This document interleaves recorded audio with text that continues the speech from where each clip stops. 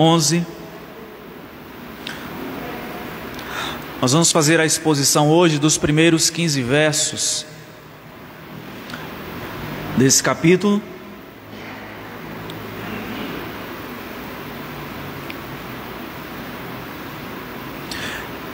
Nós vamos falar basicamente sobre dois temas: a segurança que Deus promete àqueles que vivem em honestidade e retidão, e também vamos ver de que maneira as nossas palavras e o nosso procedimento influenciam na nossa vida em comunidade. Isso tanto na igreja, em família e na sociedade como um todo.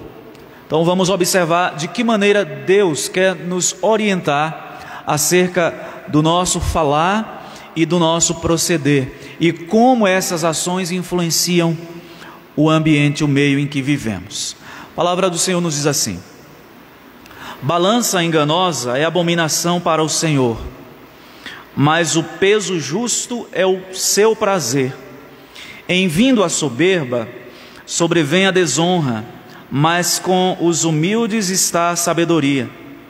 A integridade dos retos os guia, mas aos pérfidos a sua mesma falsidade os destrói. As riquezas de nada aproveitam no dia da ira, mas a justiça livra da morte. A justiça do íntegro endireita o seu caminho, mas pela sua impiedade cai o perverso. A justiça dos retos os livrará, mas na sua maldade os pérfidos serão apanhados.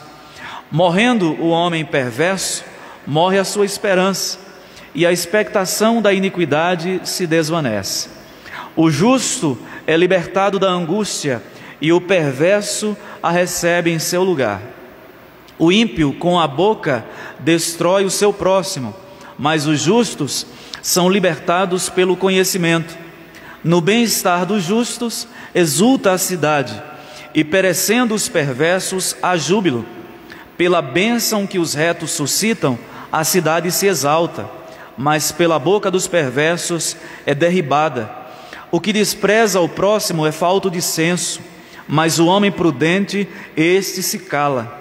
O mexeriqueiro descobre o segredo, mas o fiel de espírito o encobre.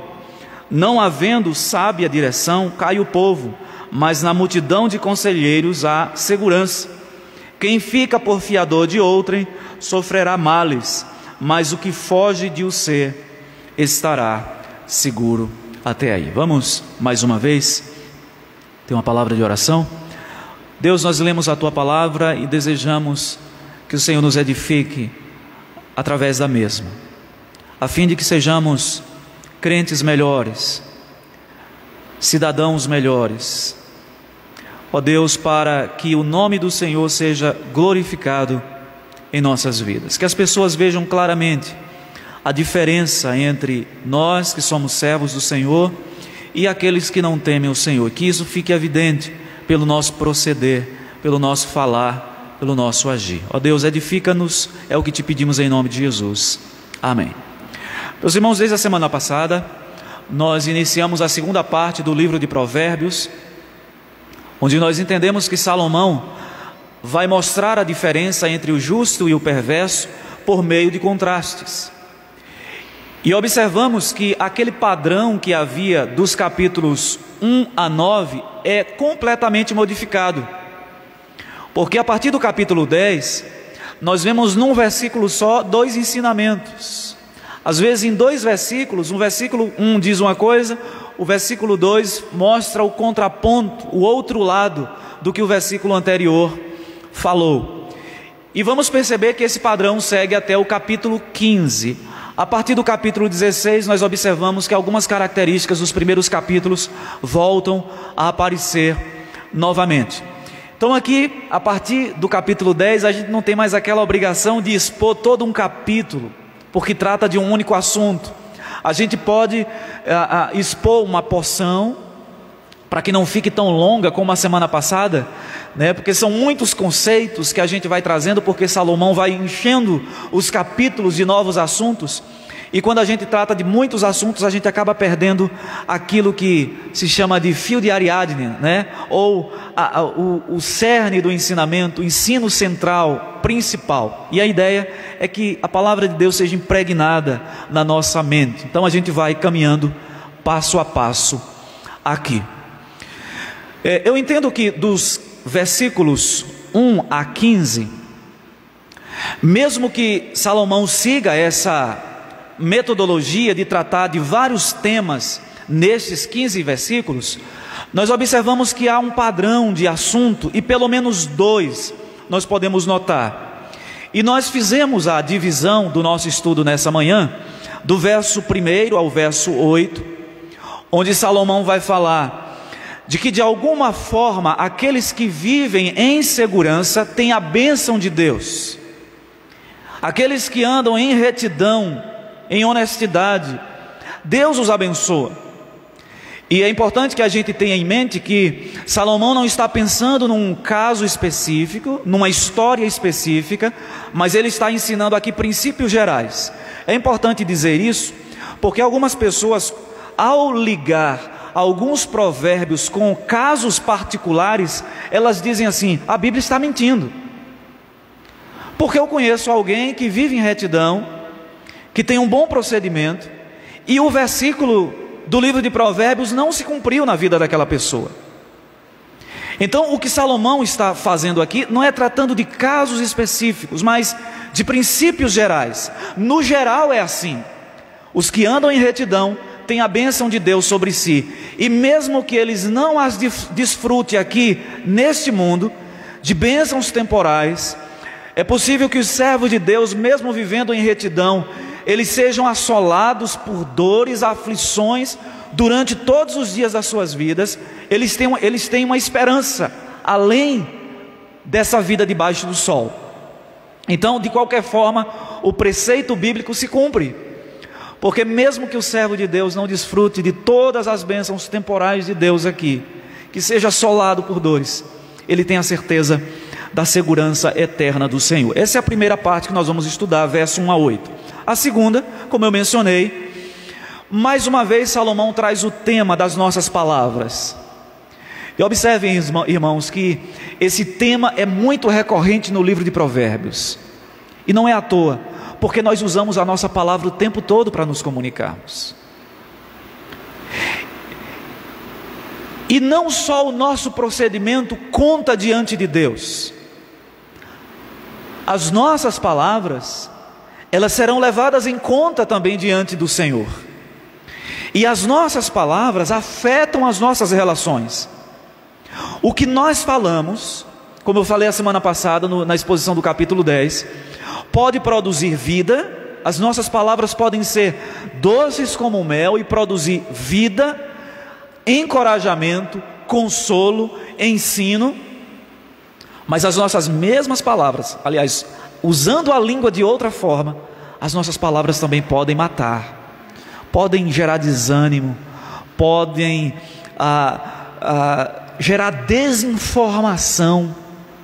Nessa era que nós estamos vivendo, de muitas informações, produção de conteúdo como nunca se viu, as nossas palavras podem ser usadas como instrumento de desinformação também. Por isso, Salomão o tempo todo está nos alertando a esse respeito.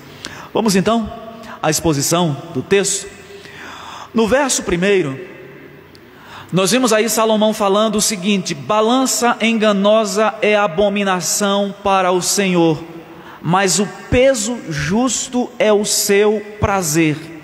Observe que ele faz um contraste aqui entre a honestidade nos negócios e a desonestidade também. Meus irmãos, a lei de levar vantagem não é nova. Querer levar vantagem sobre o semelhante não é um comportamento novo do ser humano. E é sobre isso que Salomão faz aqui, ou fala. Na verdade, querer levar vantagem Foi uma atitude que os nossos primeiros pais já tiveram lá no Éden. Deus criou o casal perfeito. Quando Satanás seduz Eva, ele diz o seguinte: é isso que Deus disse para vocês, que vocês não podem comer de nada que existe no jardim? Eva disse: não. Deus disse que nós podemos comer de tudo, mas nos privou de um, o fruto da árvore do conhecimento do bem e do mal. E ele disse que no dia que nós comêssemos, morreríamos. Satanás disse: não, não é isso. O que Deus quis, na verdade, fazer com vocês foi privar vocês de poderes especiais. Ele não quer que vocês sejam iguais a Ele, conhecedores do bem e do mal. E aí na cabeça de Eva e posteriormente de Adão, se a gente pode levar vantagem, aumentando um pouquinho mais o nosso QI, o nosso conhecimento, por que não comer? Por que comer? Por que não comer? E eles foram lá e comeram do fruto da árvore. Ou seja, no coração de Adão e Eva passou o pensamento, o entendimento de que aquela condição em que eles se encontravam estava aquém daquilo que eles deveriam estar. Na raiz do levar vantagem nas transações está exatamente esse tipo de compreensão. É por isso que a pessoa adultera o peso. Ela vende 800 gramas como se fosse 1000 gramas. Vende 800 ml como se fosse 1 litro. Dão os golpes digitais hoje. É sempre a tendência de levar vantagem, ou a intenção de alguma forma sair na frente do outro. Meus irmãos, essa na verdade é uma característica do ser humano e que a gente pode ver na nossa cultura brasileira, que até já se popularizou um ditado, o jeitinho brasileiro. A pessoa vai comprar uma propriedade ou qualquer bem, e quem vai vender nunca dá o preço justo, porque ele sabe que o comprador vai barganhar, vai querer jogar o preço lá para baixo. Esse é um traço da nossa cultura nesse aspecto da negociação. Dificilmente. Pense aí quando você foi vender um bem seu. Na maioria das vezes as pessoas fazem assim: o bem vale X, mas a pessoa diz assim: eu vou colocar um pouquinho a mais, porque eu sei que quem vai comprar vai querer barganhar e vai querer jogar o preço lá para baixo. Eu me lembro quando eu estava ainda no seminário, próximo à nossa residência tinha um comércio de um japonês, e eu cito esse exemplo porque nesse sentido, culturalmente eles são diferentes de nós. Não generalizando, mas é um traço da cultura oriental. Aquele senhor, ele consertava relógio, vendia alguns penduricalhos lá na sua loja, mas a principal atividade dele naquele estabelecimento era conserto de relógio e venda também. E ele não aceitava de maneira alguma que alguém colocasse o preço que ele dava de um serviço para baixo. Se ele desse o preço X, era aquele preço. Ele não aceitava barganha. Agora era assim, era preço justo. Ele não cobrava nem a mais e nem a menos. Quanto é para consertar o relógio? Quanto é para trocar a pilha? É X. Faz um pouquinho menos, dá um desconto. Não, porque esse é o preço justo. Eu não estou te cobrando a mais, e também não quero que você venha jogar o meu preço para baixo. Meus irmãos, esse é um traço da nossa cultura, em razão do pecado que habita em nós. Os irmãos se lembram que quando nós fizemos a exposição do livro de Amós, e a mensagem central do livro de Amós é contra as injustiças sociais e a opressão. E os irmãos vão se lembrar que os negociantes, os israelitas, estavam vendendo um subproduto do trigo como se fosse o trigo, e colocando preço como se fosse preço de trigo puro. E Deus então, por meio do profeta Amós, ele traz uma palavra dura contra o povo. E Deus diz o seguinte: vocês continuam fazendo os cultos, as festas, mas vocês enganam. Vocês vendem uma coisa por um preço que não é o real, o honesto. Vocês vendem coisas com um peso fora da realidade. Vejam que essas questões, elas têm implicações espirituais.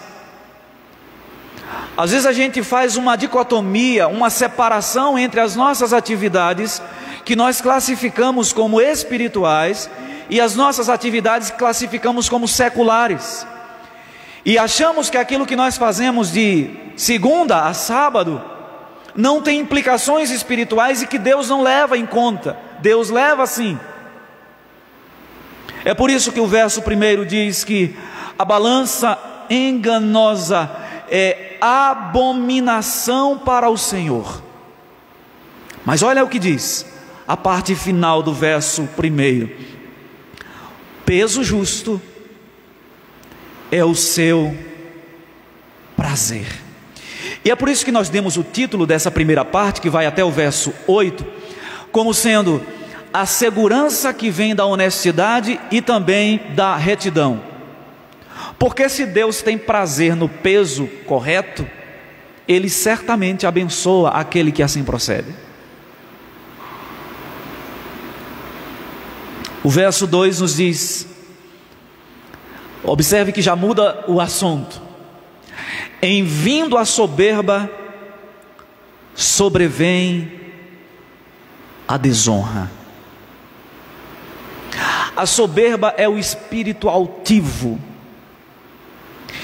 É aquela pessoa que de alguma forma ela se acha superior às outras, seja em termos intelectuais, seja em termos, em vários sentidos, em todos os sentidos que você possa imaginar. Questão de bens, de recursos, até mesmo na questão espiritual. O soberbo espiritual, se é que isso é possível, porque é uma contradição de termos absoluta. É impossível você ser ao mesmo tempo espiritual e soberbo. Mas, por exemplo, a pessoa que se acha mais santa do que a outra, que ora mais do que a outra, que é mais consagrada do que a outra, que já leu a Bíblia mais do que a outra, e às vezes coloca isso de uma maneira como se fosse, e de fato é uma virtude, mas não deve ser uma atitude do coração de quem assim o faz em relação ao próximo, de se sentir superior porque tem essas virtudes. Em vindo a soberba, sobrevém a desonra. Meus irmãos, e vem a desonra por uma razão simples, que se tem uma coisa que Deus não suporta é o soberbo. Tiago diz que Deus resiste ao soberbo. E nós fizemos a exposição desse texto aqui, da carta de Tiago, há um tempo atrás, e vimos que o sentido de Deus resistir ao soberbo é dar testa, é confrontar, é Deus colocar-se à frente dele. É por isso que vem a desonra, porque alguém que está contra Deus, indo de encontro a Ele, não pode ter honra, e em algum momento Deus irá revelar isto. Mas observe que o verso 2, ainda a parte B, ele faz o contraponto agora, a antítese, o outro lado, e ele diz assim: mas com os humildes está a sabedoria. Humilde aqui é mais do que uma demonstração externa de humildade, é uma postura interior que acaba se revelando numa postura externa. O que eu quero dizer é o seguinte: o humilde não é aquele que diz eu tenho orgulho da minha humildade. A gente diz assim, eu sou humilde, viu? Não é não, nós não somos humildes não. Nem mesmo quando a gente tem uma postura de comportamento que aparentemente é de humildade, meus irmãos, o nosso coração é dado à soberba. E nós precisamos admitir isso. A humildade é aquela postura interior em que você reconhece que tudo que você tem, faz, se alguma virtude há, se algum louvor existe naquilo que você faz, isso se deve ao fato da misericórdia de Deus e não porque você é alguma coisa. Porque inclusive as virtudes que você possa ter, elas não vêm de você mesmo, são dadas por Deus. Fazendo aqui uma comparação com as bem-aventuranças de Jesus, o humilde é o pobre de espírito, que Jesus fala em Mateus capítulo 5. O pobre de espírito é aquele que olha para si mesmo e faz uma comparação com a justiça de Deus e diz assim: eu sou um miserável, eu não sou nada. E é por isso que a sua postura, a sua atitude é sempre de humilhação e não de exaltação. O verso 3, Salomão entra no tema da integridade e da retidão, e ele diz assim: a integridade dos justos os guia, mas aos pérfidos a sua mesma falsidade os destrói. Salomão diz aqui que uma vida íntegra é uma vida iluminada. Quando ele diz assim que a integridade dos retos os guia, o que ele está dizendo é: em momentos de dúvida, quando eu não sei para onde ir, a minha postura de integridade e de sujeição aos mandamentos de Deus vai iluminar, vai me dar direções de onde eu devo seguir, para onde eu devo seguir. A verdade é que nem sempre as coisas estão claras diante de nós, nem sempre. Por isso que nós precisamos constantemente, meus irmãos, de uma vida pautada sob a luz da palavra de Deus, porque assim nós seremos conduzidos pelos retos caminhos quando as coisas não forem tão claras diante de nós. Aqui a gente pode pensar no Salmo 119, 105, quando o salmista diz: lâmpada para os meus pés é a tua palavra e luz para os meus caminhos. O íntegro, aquele que vive em integridade, é aquele que está com a sua vida pautada na palavra de Deus, e isso o guia em todas as situações. Mas, verso 3 ainda, aos pérfidos a sua mesma falsidade os destrói. O que é o pérfido? Essa palavra tem um significado interessante. O pérfido é aquele que age de maneira traiçoeira. Perfídia é isso. É armar o bote, a cilada. E Salomão diz que aquele que age com perfidade, ou aos pérfidos a sua mesma falsidade. Observe que Salomão já explica no próprio versículo o que é perfídia. Quando ele fala de falsidade, ele diz que essa mesma falsidade os destrói. É o armar o bote para o outro e o bote virar contra si mesmo. E aí nós já citamos alguns exemplos, porque a Bíblia tem vários exemplos a esse respeito. Citamos o caso de Amã com Mordecai, que ele tramou contra Mordecai, construiu uma forca e ele mesmo foi enforcado nela. Nós temos o caso de Absalão, de Saul, e tantos outros casos na Bíblia que ilustram esse princípio de que aqueles que agem de maneira traiçoeira, enganosa, que esconde as suas intenções, eles mesmos cairão nas suas próprias armadilhas. Veja o que nós vimos em Provérbios capítulo 4, versos 18 e 19, quando Salomão trata sobre esse assunto também. Eu vou ler o texto, Provérbios 4, 18 e 19. Mas a vereda dos justos é como a luz da aurora. Os seus caminhos são de luz, que vai brilhando mais e mais, até ser dia perfeito. Entendo que Salomão está falando aqui de santidade. O caminho do justo é como a luz da aurora. Quanto mais ele se santifica na palavra, os seus dias vão se tornando mais perfeitos, vão brilhando mais e mais. Mas olha o verso 19 do capítulo 4 de Provérbios: o caminho dos perversos é como a escuridão, nem sabem eles em que tropeçam.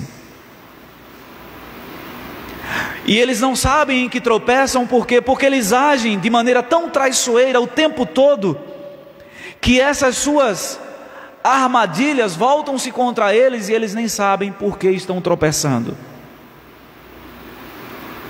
Verso 4, Salomão diz assim: as riquezas de nada aproveitam no dia da ira, mas a justiça livra da morte. As riquezas não podem livrar os homens do dia da ira, porque as riquezas não podem comprar a justiça de Deus. A riqueza pode livrar a pessoa do dia da ira dos magistrados desse mundo, mas não livra no dia da ira de Deus. E é importante dizer isso aqui, meus irmãos, porque muitas vezes o dinheiro aqui nesse mundo, subornando os tribunais, livra a pessoa da justa punição. Mas a ideia de retribuição de Deus, no sentido de que as pessoas podem escapar dos tribunais humanos por conta dos seus recursos, Salomão está contrapondo aqui, mostrando que no dia da ira de Deus, as riquezas não poderão livrar as pessoas. Porque a única coisa que pode comprar a justiça de Deus, e que já comprou, foram os atos de justiça de Jesus Cristo. Já antecipando aqui uma aplicação cristocêntrica. O ímpio com a sua riqueza não será livrado do dia da ira, porque simplesmente ele continua debaixo da ira de Deus.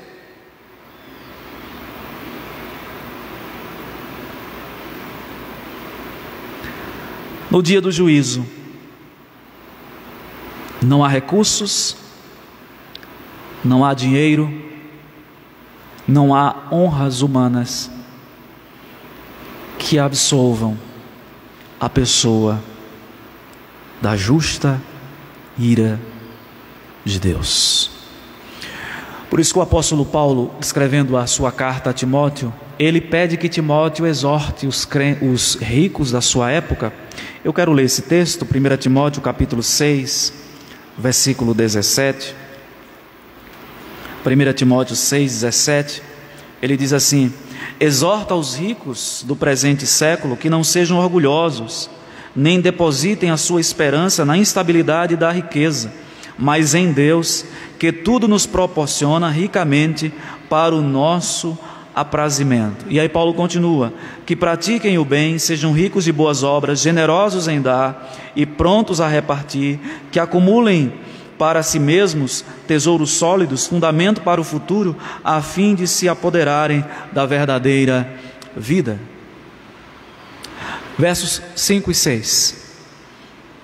A justiça do íntegro endireita o seu caminho, mas pela sua impiedade cai o perverso.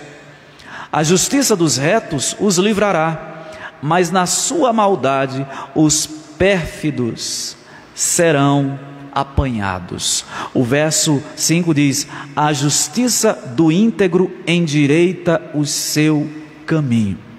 Meus irmãos, a integridade, a falta de integridade, destrói uma sociedade.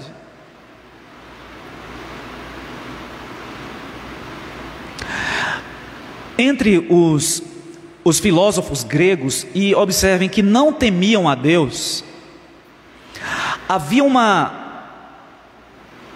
a gente pode dizer que duas escolas de pensamento.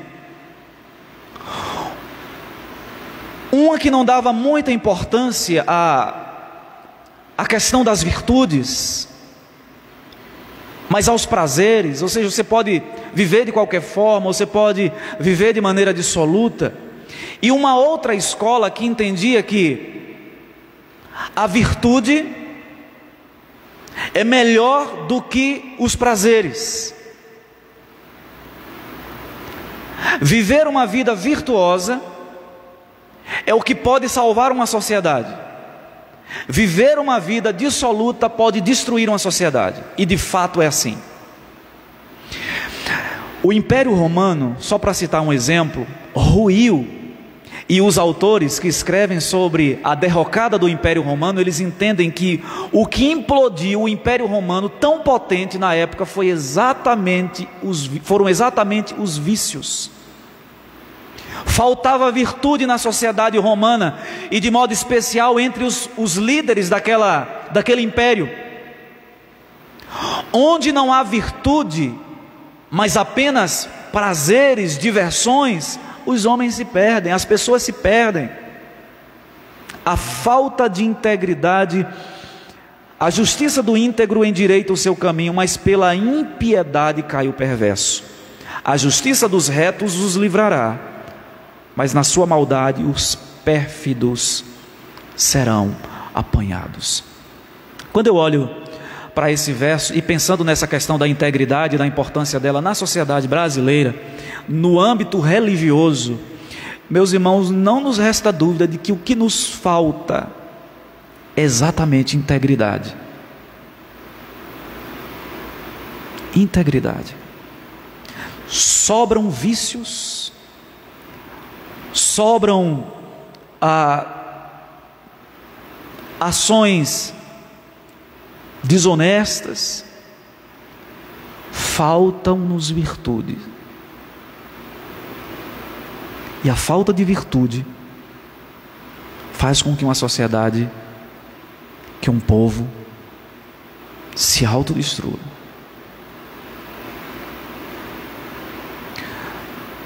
Quando nós olhamos para o nosso Brasil tão amado, querido, e falo isso, meus irmãos, com muita sinceridade, eu amo a minha pátria. Todos nós devemos amar a nossa pátria também, apesar de sabermos que ela é provisória, não é definitiva, mas nós devemos amar a nossa pátria e orar por ela.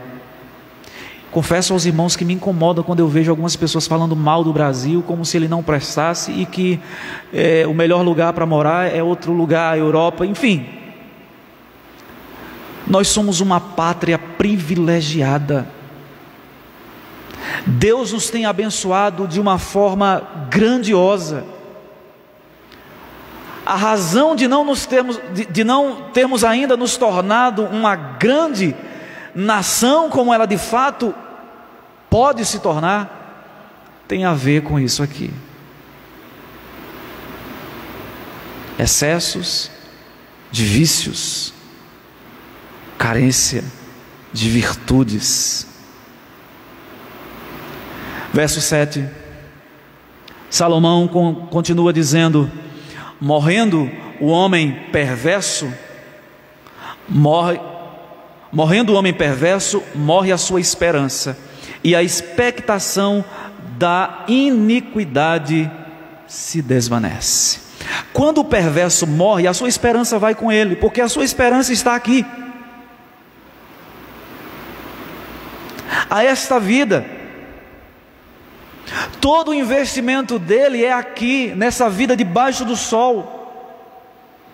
Quando ele morre, a sua esperança vai embora também, porque tudo que ele ajuntou, e o perverso aqui, os irmãos se lembram do capítulo 1, o perverso é aquele que se junta com o nécio, que se junta com o tolo, com o escarnecedor, para poder armar a rede para o simples, para o justo, para que ele caia, e aí eles vão, expoliam os seus bens, repartem entre si. Os irmãos devem se lembrar quando fizemos a exposição do capítulo 1, e eles dizem assim: quem é que vai nos deter? A sua esperança está aqui. Por isso que quando ele morre, o texto diz que vai com ele também a sua esperança. Com um detalhe: o túmulo não é o fim de uma vida longe de Deus, nem é o fim de uma vida com Deus. Tem uma música, essa é uma música de... Ele é um cantor, Cícero Dias, alguma coisa assim. Esse aqui é um cantor antigo, se eu não me engano, da Assembleia de Deus, que ele diz o seguinte, que a pessoa quando morre, a multidão leva até o cemitério, e aí na frase da música ele diz assim: mas dali para frente o caso é mais sério, porque não acaba ali. O perverso acaba a sua esperança, porque no dia que ele parte desse mundo, ele vai ter que se encontrar com aquele que é justo. E aí no acerto de contas, a balança vai estar em falta. É por isso que com ele a sua esperança morre, porque ele não pode mais subornar os tribunais depois daqui. Ele pode subornar os tribunais daqui, mas o tribunal de Deus ele não pode subornar. E pior do que isso, ele não tem nada para oferecer a Deus além da sua vida perversa que ele carregou aqui nesse mundo. A esperança do justo não está aqui. A morte não é o fim da sua esperança. É por isso, meus irmãos, que nós temos uma compreensão completamente diferente daquele que não teme a Deus em relação à morte. Porque a morte na vida do servo de Deus, ela ganha um novo sentido. Ela que é sinal de punição, é o salário do pecado. Na vida do justo, na verdade, alguns autores dizem que ela é uma antecipação do gozo. Ela abrevia o gozo dos servos de Deus, antecipa o gozo da sua esperança eterna, que na verdade vai começar lá. Diferente dos perversos, a nossa esperança não está aqui, e é por isso que ela não morre conosco. A nossa esperança começa depois daqui. Já temos um antigozo dela aqui nesse mundo, mas de maneira definitiva ela será experimentada na eternidade, na presença do Senhor. Verso 8, para a gente concluir a primeira parte. Se não ficar muito tarde, a gente inicia a segunda parte. Acho que ainda dá para a gente caminhar um pouquinho mais. Verso 8: o justo é libertado da angústia, e o perverso a recebe em seu lugar. O justo é libertado da angústia, e o perverso a recebe em seu lugar. É preciso voltar aqui à nossa compreensão e do propósito de Salomão com o livro de Provérbios. Ele não está falando aqui de um caso específico, mas ele está falando de princípios gerais, porque todo ser humano experimenta angústia e dor nesse mundo, e nem sempre os servos de Deus são poupados delas. Volte um pouco na sua mente aí, quantos servos de Deus que você conhece, que passaram a vida inteira aqui nesse mundo padecendo de dores, de inquietações. Como é que Salomão diz que Deus liberta da angústia o justo, e o perverso recebe em seu lugar?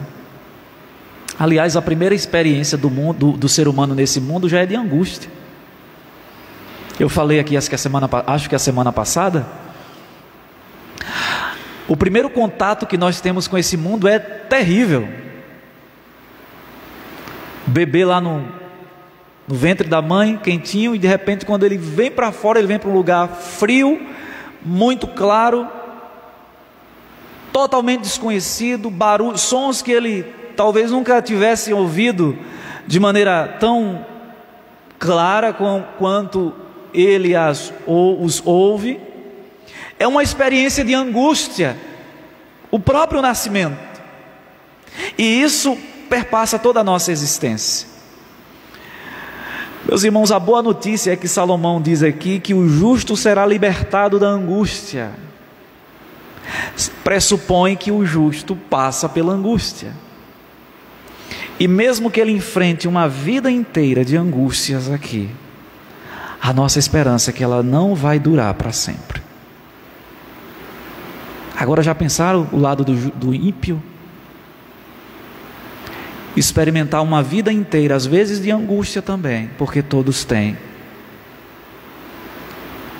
e passar a eternidade inteira sem ser libertado da angústia. Esse que é um dos sentimentos mais terríveis, é aquele sentimento sufocante. Parece que tem uma corda amarrada no seu pescoço, e parece que quando você come ou bebe alguma coisa, parece que tem um nó na garganta. Você não consegue ver nada com esperança, tudo para você é cinza.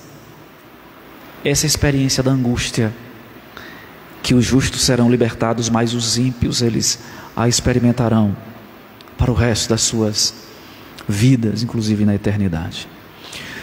A partir do verso 9, nós vamos observar que parece que há uma mudança nos temas, porque Salomão vai começar a enfatizar agora a questão das palavras novamente. Ele volta à questão da boca,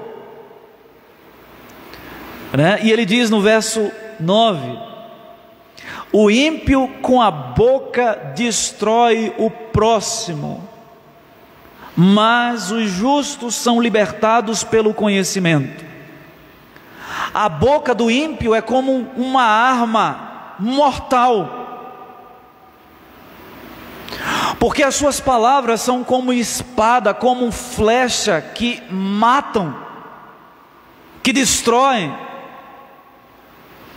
Nós vimos na exposição do Salmo 10, se eu não me engano, domingo passado ou retrasado, Davi ali apresentando as suas queixas diante de Deus, e ele descreve os seus inimigos como tendo palavras como espada afiada e como flecha. Versículo 7, ele diz isso. Foram as palavras que Davi encontrou para descrever o que mais de mortal existia na época, para descrever o efeito da língua, os resultados da língua. Meus irmãos, e eu repito o que eu falei há pouco, a nossa língua pode ser um instrumento de bênção, mas pode ser também um instrumento de grande sofrimento e de dor para o próximo. E vejam, o ímpio com a boca destrói. Eu acredito que se nós fôssemos mais atentos a isto, a gente certamente teria mais cuidado com o que a gente fala e como a gente fala. Porque a gente parte do pressuposto de que aquela palavra que nós dissemos, ela passa. A pessoa, né, passou, foi ali. Mas não, elas ficam, elas permanecem. Elas não saem. Tem uma frase muito conhecida que diz que algumas coisas não voltam atrás. Uma oportunidade, uma palavra dita e o tempo perdido. Uma oportunidade não volta mais a ser a mesma. Você pode ter outras oportunidades, mas aquela oportunidade não volta mais. Já foi. O tempo, você pode tentar consertar um tempo mal usado ou não bem aproveitado, mas aquele tempo não volta mais, já foi. E uma palavra dita, não tem como mais você engolir de volta as palavras. Você pode tentar agora colocar um remendo, tapar ali um buraco, tentar colocar remédio, mas as palavras já foram ditas, elas não voltam mais atrás, não podem ser engolidas, rebobinadas, não podem mais ser trazidas de volta. Elas destroem, mas o texto diz: mas os justos são libertados pelo conhecimento. De que maneira o justo demonstra o seu conhecimento? Pelo proceder, mas também pelo falar. As suas palavras consolam, as suas palavras ensinam, as suas palavras exortam, repreendem, encorajam. Dos seus lábios sai o conhecimento de Deus, e é por isso que essas palavras trazem libertação àqueles que a ouvem. Verso 10: no bem-estar dos justos exulta a cidade, e perecendo os perversos, há júbilo. A Nova Versão Internacional traduz o verso 10, a parte A, da seguinte forma: quando os justos prosperam, a cidade exulta. Os justos são a alegria de uma cidade, não é verdade? E não precisa necessariamente ser crente, aquele que age com retidão, mas de modo especial, aquele que teme ao Senhor. Mas, por exemplo, pegue uma sociedade que tem líderes que agem com justiça, com retidão, o povo se alegra, mesmo que aquela pessoa não tenha o temor de Deus. Não é verdade? Quando uma cidade, quando um estado, uma nação, em vários os níveis de liderança, de autoridade, eles são governados por pessoas retas e justas, o povo se alegra, porque o justo promove a paz, o perverso perturba a paz.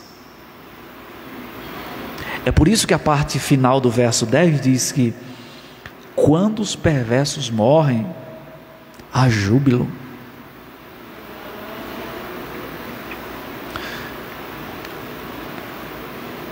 Esta semana, se eu não me engano, semana passada, os jornais noticiaram a morte de um traficante muito conhecido, especialmente porque ele foi um dos executores, na verdade, que comandou a execução de um jornalista. Alguns anos atrás, acho que já tem isso mais de quase 2 décadas, ou já tem mais de 2 décadas. E ele foi executado, dizem depois os detalhes da execução, foi um negócio terrível. Ele foi muito machucado, judiado e depois colocado entre pneus e queimado ainda vivo no que eles chamam de micro-ondas. E essa semana, esse traficante, até agora, tudo leva a crer que foi um suicídio, ele tirou a própria vida. Não há comoção, não há tristeza, com exceção de alguns poucos, talvez os familiares que ainda, e em alguns casos nem os familiares, estão envergonhados da situação, tão chocados que nem eles mesmos sentem pesar pela morte deles. Nós tivemos alguns anos atrás o que ficou chamado de Primavera Árabe. No Oriente Médio, algumas nações se insurgiram contra os seus líderes, ditadores, que já estavam ali há décadas no comando e dirigindo o país com mão de ferro, de maneira ditatorial. E um desses, Muammar Gaddafi, ele foi preso e depois mostrou uma imagem dele sendo espancado publicamente e depois morreu. Não há júbilo, não há alegria quando o perverso morre, perece. Verso 11: pela bênção que os retos suscitam, a cidade exulta, a cidade se regozija quando os retos são abençoados. Onde há os retos, a bênção de Deus está sobre aquele lugar.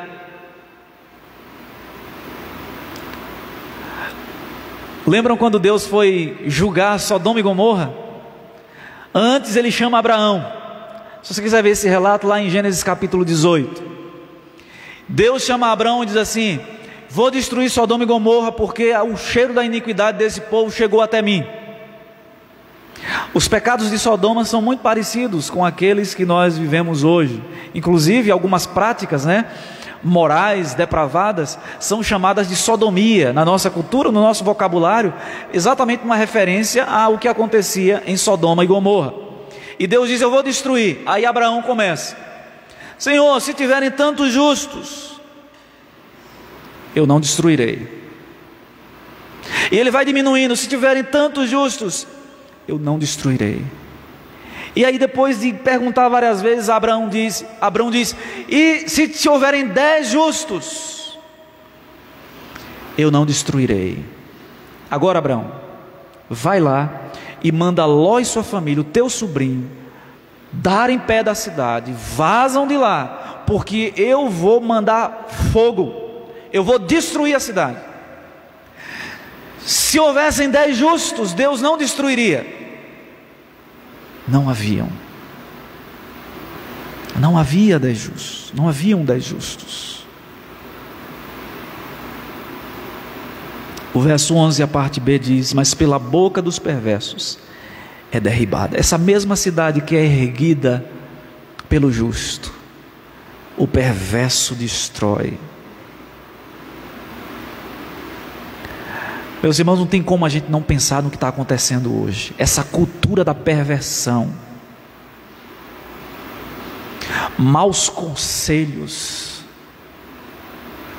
pessoas ocupando lugares públicos, meios de comunicação, as mídias. E aquilo que está no coração do perverso tem sido amplamente divulgado na internet, na televisão, no rádio, na mídia escrita. E onde o perverso impera, onde ele fala, onde ele domina o discurso, a cidade é derribada, a cidade é destruída. Não é à toa que a gente vê no Ocidente, que já é chamado pós-cristão, a gente vê um monte de coisa que as pessoas estão tentando empurrar na cultura, na cabeça das pessoas. E nas sociedades onde isso já aconteceu, o que resta é destruição, de fato destruição. A história é testemunha disso. Pegue as nações que se corromperam, que adotaram ideias ante Deus, o fim delas.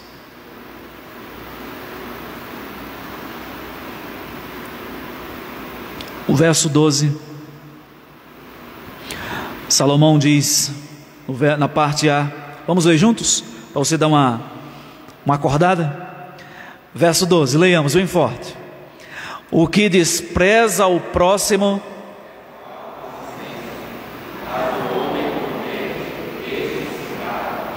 meus irmãos, a questão do próximo é sempre constante no livro de Provérbios. A nossa atitude em relação às pessoas, Deus leva em conta. Aliás, Jesus, várias vezes, ele disse aos discípulos que uma das formas de testemunho era a maneira como eles se tratavam uns aos outros. Nisto conhecerão que sois verdadeiramente discípulos, quando tiverdes amor uns para com os outros. A nossa postura com o nosso semelhante, com o nosso próximo, deve ser não de desprezo, não de zombaria, de escárnio, porque esse é o sentido do verso 12, porque no final ele diz assim: mas o homem prudente, este se cala.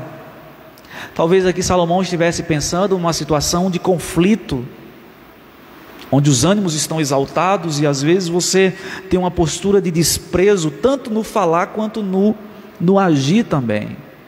E ele diz: o homem prudente ele se cala. Meus irmãos, como é difícil isso aqui. Pense numa luta. Quando eu vejo um versículo desse aqui, eu sou muito reativo, apesar de não parecer, no sentido de, quando provocado, reage, dá resposta, falando. Como é difícil se calar. O trânsito, os relacionamentos como um todo, na igreja, na sociedade, na família. O texto diz que o homem prudente se cala, por uma razão simples, porque quando a gente está no calor de uma situação, vem tanta vontade de falar as coisas e você tem que calar, porque se você for falar, você vai dizer coisas que depois você vai se arrepender, e às vezes o remendo fica pior do que o rasgão, como diz o ditado, né? Isso aí é uma referência. Antigamente, quando o tecido não era, hoje não, está na moda, né? Calça rasgada, aí você bota um pedaço de uma coisa, outro pedaço de outra. A calça é azul e coloca um pedaço verde no rasgão ali, e todo mundo acha bonito, ou até mesmo nem coloca nada, né? Antigamente os meninos furavam a calça aqui no bolso, de tanto se jogar no chão, de correr de um lado para o outro, e aí colocava um tampão ali. Hoje não, hoje é moda. Mas talvez se Salomão estivesse pensando nesse período aqui, ou seja, você coloca eu estou pensando, na verdade, você furou ali a calça, a camisa, e aí você coloca um tampão que fica mais feio do que o buraco que estava ali. As nossas palavras às vezes são assim. Quando a gente fala sem pensar, às vezes o remendo é pior do que do jeito que estava. Meus queridos irmãos, nós vamos para o verso 13 e a gente conclui com o verso 13. Na próxima semana a gente volta a partir do verso 14. O verso 13 nos diz assim: o mexeriqueiro descobre o segredo, mas o fiel de espírito o encobre. A pessoa que não guarda segredo, coisa terrível, que não guarda confidências, que vivem bisbilhotando, vasculhando a vida de um e de outro, à procura de informações, colhe aqui numa conversa, leva acolá, colhe outra conversa ali do outro e leva para o outro, mostrando malícia, causando intrigas, discórdias, brigas, inimizades. Meus irmãos, isso eu abro um parêntese aqui para confessar que muitas vezes nós na igreja, eu estou falando do ambiente de igreja porque é a aplicação mais imediata. Às vezes nós não tratamos esse pecado com a devida severidade que deveria ser tratado. Os pecados morais nos chamam mais atenção, mas este pecado, ele deveria ser tratado com tão rigor quanto outros. E é Deus quem faz isso. Essa dosagem de pena, de gravidade, é dada pelo próprio Deus. O próprio livro de Provérbios diz que o Senhor odeia algumas coisas: língua mentirosa, mãos que se apressam para derramar sangue, pessoas que tramam mal contra o seu próximo no coração. E aí a sétima, que a alma de Deus abomina: pessoas que semeiam contenda entre irmãos. Que coisa terrível.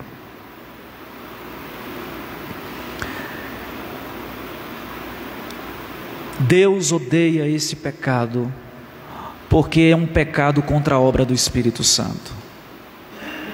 O Espírito Santo veio para unir, para juntar, mas o pecado da maledicência faz exatamente o contrário, separa, destrói, cria inimizade, distanciamentos.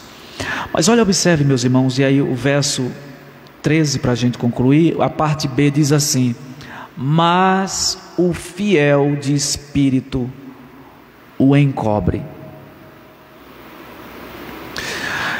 É importante dizer que aqui o texto não está falando de você fazer vistas grossas, mas o parte do princípio aqui de que uma situação está ali restrita, e o sábio, o justo, ele não tem prazer de trazer aquilo a público para ser motivo de escândalo, de vergonha.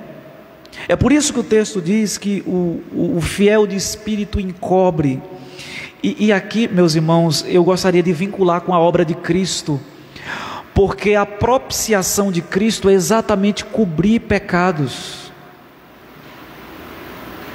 De alguma forma, quando nós agimos dessa forma, nos tornamos também não pagadores de pecados, mas no sentido de não querer que aquilo seja trazido para o envergonhamento da pessoa e do nome de Deus também. E foi isso que Cristo fez.